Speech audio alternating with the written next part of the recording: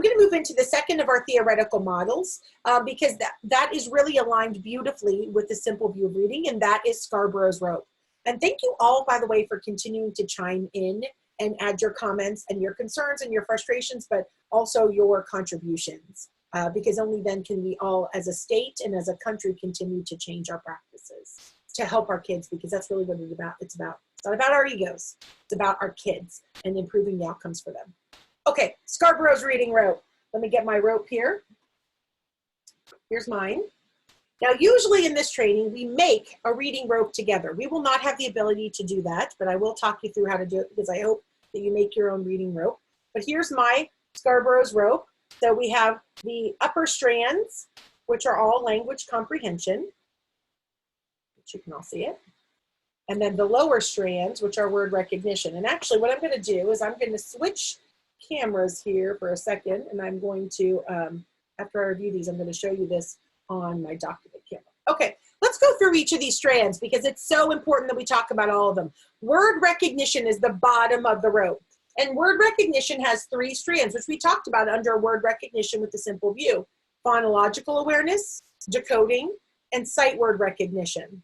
So we need to make sure we have all 3, but these are concrete. And although these are the missing link in most of our struggling schools, these are the easiest parts to fix because this is very concrete. We teach the rules, we teach orthographic mapping, we teach phonological awareness. We're able to get that part of the rope really very strong, braided together to create that strength. And then we have the upper rope, which is a little bit more nebulous. It is a little bit more abstract. We have background knowledge. Now, background knowledge is taught by reading multiple texts on the same topic.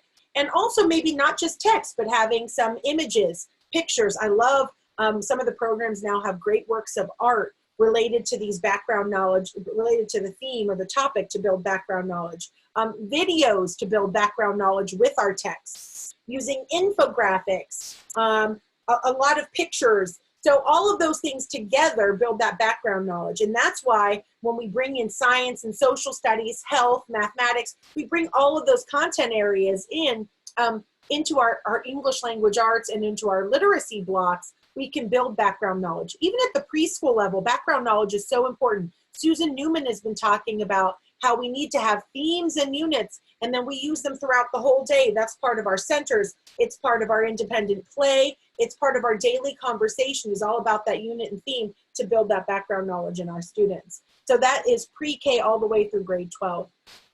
And then we have vocabulary. So vocabulary instruction should be based on the vocabulary from our texts. But we want to learn about the importance of academic language and more sophisticated vocabulary. So if you listen to the webinar on Friday, or you're going to catch the next part 3 in May, you're going to learn more about the importance of vocabulary and how to explicitly teach it to students. Language structure, that's going to help, that's really helped by teaching writing and explicit writing, not the kind of writing instruction where we say, oh, just write about a topic that's important to you or write about what you did today. No, it's writing connected to our reading. So we're pulling sentences from our text and we're saying this is a compound sentence or this is a complex sentence. So we have a mentor text that's giving us these wonderful examples of syntax and structure, and then we're going to create our own, tying into our background knowledge and what we've learned from these texts to build comprehension skills. And then verbal reasoning. So verbal reasoning is thinking deeper than the text, thinking deeper than what's explicitly stated in the text. So going beyond that, making inferences, right? Using that figurative language, being able to understand idioms, being able to think deeper, to make predictions, to summarize. All of those are part of verbal reasoning. All of those comprehension skills that we typically think of very often fall under that verbal reasoning. So rich classroom discussions that tie into the books and texts that we're reading are really going to be helpful here. And then literacy knowledge. Understanding that a narrative text is going to be very different than an informational text that's going to be very different from my infographic. Understanding all those differences and variations and how to tackle each of them, what that means for my reading process. So this Scarborough's rope is incredibly complex. And we need to have knowledge of each of these individual strands, and we need to know how they weave together to make a very, very strong reading comprehension braid at the very end.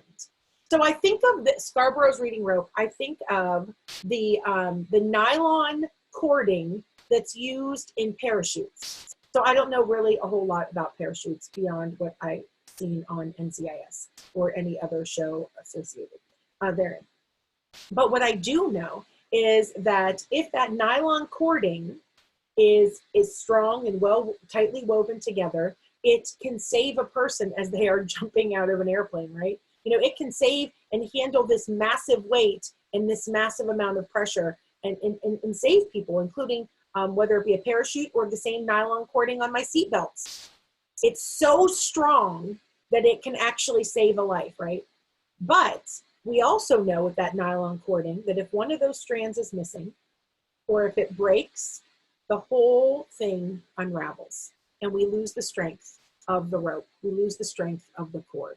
The same thing is true with Scarborough's rope. If we're missing any one of those strands, if I pull one of these strands out, my whole rope unravels and I lose it. So let's take a look. I'm going to share a different screen for a second here.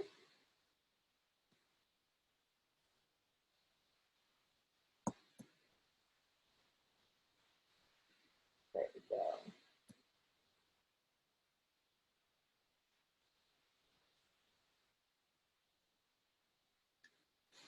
Okay, so hopefully you can all see my lovely Scarborough's rope.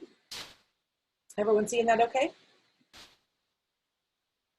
Because you are all, I'm going to give you the directions on how to make one of these. But so here's my rope, and I made mine out of pipe cleaners. On the bottom, I've got word recognition. Let's see here.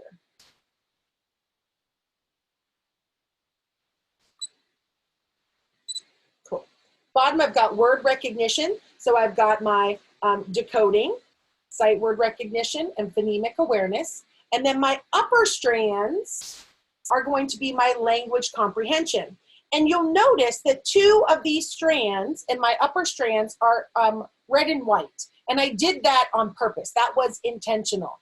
What two strands did I make red and white? Because they have a bigger impact when it comes to language comp over the other strands. What two strands do you think I made red and white here? Go ahead and type that in your chat box if you think you know. What two strands have a huge impact when it comes to the upper rope, the upper parts of the rope, language comprehension?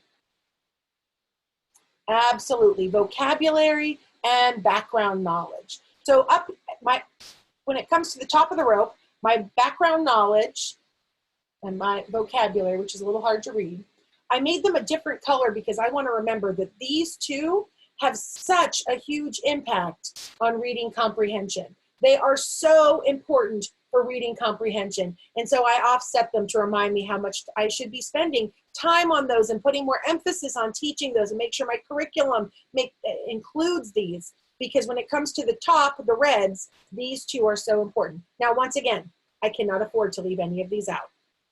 If I leave even one of them out, my whole rope unravels. My whole rope unravels. But we need all of them.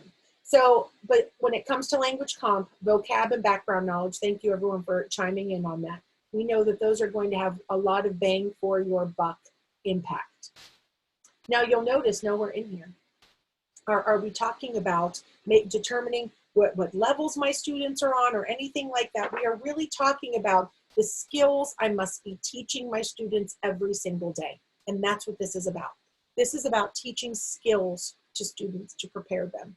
So I need to teach these word recognition skills, but then I also need to teach these language comprehension skills, and I need to do it daily. And it's not about balance. It's, oh, well, this has 5 strands, this has 3, so I spend a little bit more time here, less time here. Or I'm going to do 50-50, half my time here and half my time here. No, that's not how it works.